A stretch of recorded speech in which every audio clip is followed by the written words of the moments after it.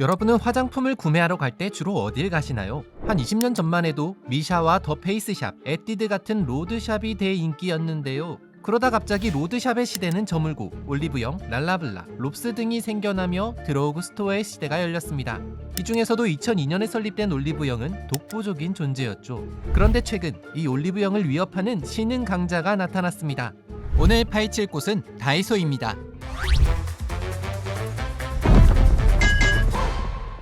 다이소 화장품이 인기를 끈 건 올리브영에서 파는 똑같은 제품이 다이소에서는 5,000원이면 살 수 있기 때문입니다. 요즘은 없어서 못 팔 지경이죠. 심지어 같은 제품이 아니더라도 3,000원짜리 색조 화장품과 명품 화장품을 비교하는 영상 등이 화제가 되면서 화장품 업계에 센세이션을 일으키고 있습니다.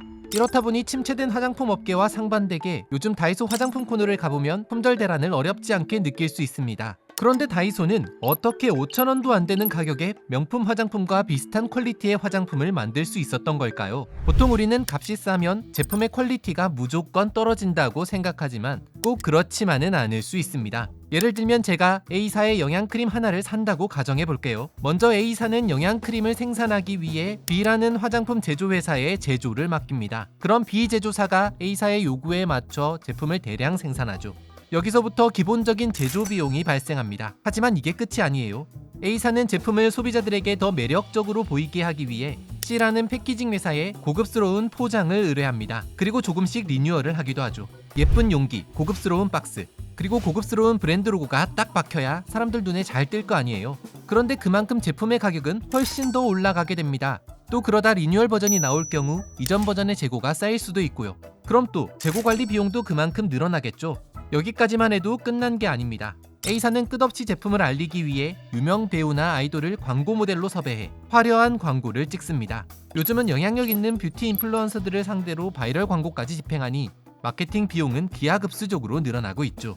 이렇게 영양크림 한 통에는 50ml 화장품 가격만 들어간 것이 아닙니다. 광고비, 패키징 비용, 그리고 매장 유통비까지 몽땅 합쳐진 가격을 지불해야만 하죠. 그래서 제품 가격과 화장품 기능성이 반드시 비례하는 것은 아닙니다. 특히 고기능성 원료가 들어가지 않은 색조 화장품의 경우 생각보다 원가 차이가 크지 않을 수 있다고 합니다. 그건 립스틱이나 아이섀도우의 주 원료인 안료, 기름, 왁스 등이 저렴하기 때문이죠. 어차피 들어가는 재료는 비슷하니 발림성, 발색력, 색상 모두 비슷하다는 후기가 나올 수 있었던 겁니다. 그런데 여기에는 요즘 새로운 소비 트렌드로 급부상 중인 듀프 소비의 영향력도 상당합니다. 듀프 소비는 고가 브랜드와 유사 효과를 내는 저렴이 제품을 구매하는 것을 뜻하는데요. 최근 고물가와 경기 침체가 장기화되면서 대세가 된 소비 트렌드죠. 그럼 명품 저렴이 말고 정말 같은 제조사에서 만든 화장품은 품질이 똑같나요? 라는 질문이 또 생기는데요. 이 질문을 해결하기 위해 관계자의 말을 직접 들어보지는 못하고 관련 내용을 열심히 파헤쳐봤습니다. 해당 제품은 올리브영에서 판매되고 있는 VT 코스메틱의 리드샷, 그리고 이 제품은 같은 제조사에서 만든 다이소에서 판매 중인 리드샷입니다. 각각 용량 차이가 나지만 그걸 감안한다 해도 가격 차이가 엄청난데요. 리들샷은 올리브영에서도 품절 현상을 빚을 만큼 인기 있던 제품이었기 때문에 다이소에서 출시된 5,000원짜리 리들샷은 그야말로 품절 대란. 지금도 오프라인 매장에서는 잘 찾아볼 수 없습니다. 이 제품 때문에 한때 다이소는 오픈런 현상까지 생길 정도였죠. 그렇다면 동일한 제조사에서 만든 이 화장품들은 정말 동일한 제품일까요? 정답은 X. 리들샷의 제조사 VT 코스메틱 관계자의 정확한 답변에 의하면 두 제품이 용량 및 패키지, 배합은 다르지만 주요 성분과 기능은 같다고 답변해 주셨습니다. 뭔가 좀 애매하긴 한데요. 배합이 다른데 주요 성분과 기능은 같다니. 어쨌거나 제조사에서도 두 제품은 성분과 배합이 완전 같은 제품은 아니라고 하니 같은 제품을 다이소에서 마진을 엄청 줄여 거접한다는 것은 다소 틀린 말 같습니다. 그래도 아무리 비싸도 5,000원이라는 건 엄청난 메리트입니다. 그래서 다이소에 가면 뭐든 들고 나오는 마법이.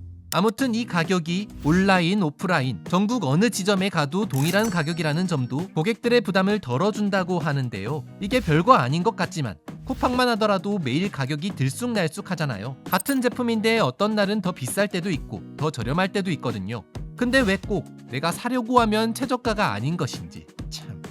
그런데 다이소는 주변에서 쉽게 구할 수 있잖아요. 매장 수가 많은 만큼 소비자가 원할 때 가까운 오프라인 매장에서 필요한 제품을 쉽게 구매할 수 있다는 장점도 있죠. 급하게 깜빡하고 화장품을 집에 두고 왔는데 또다시 1, 2만원짜리 아이라이너를 살 바에 근처에 있는 다이소에서 3,000원짜리 아이라이너를 사는 거죠. 이처럼 다이소는 가성비 넘치는 가격에 꽤 괜찮은 퀄리티, 거기다 편리한 접근성까지 앞세워 현재 뷰티 시장 판도를 바꾸고 있습니다. 심지어 요즘 면세점보다 다이소 화장품이 더 잘 나갈 지경이라고 하는데 이게 과장이 아닌 게 연 1,000억 벌던 면세점도 문을 닫을 위기에 처한 반면 다이소는 매출 또한 꾸준히 증가하고 있어요.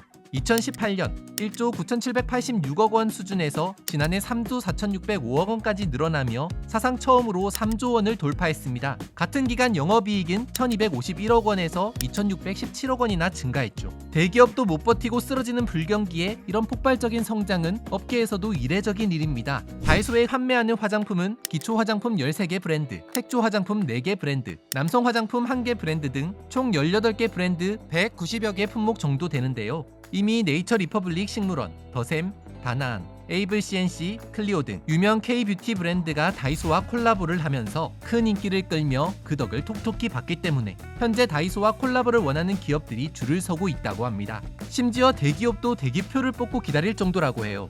에이, 그래도 무슨 대기업까지 줄을 서요. 과장이 심하시네 생각하고 있죠? 그런데 코로나 때문에 정말 큰 위기를 맞고 있던 아모레퍼식픽은 다이소 덕분에 주가가 폭등할 정도로 이득을 보고 있었습니다.